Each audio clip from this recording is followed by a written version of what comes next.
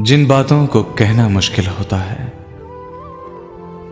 जिन बातों को कहना मुश्किल होता है,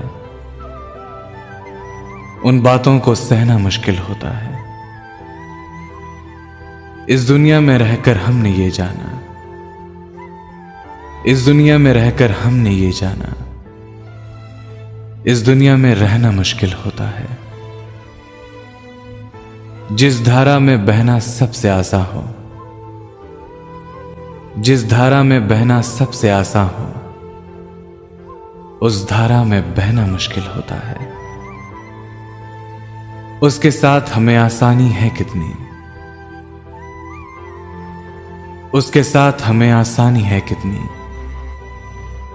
उससे ये भी कहना मुश्किल होता है। उसके ताने होते हैं, मुश्किल से भी सहना मुश्किल होता है।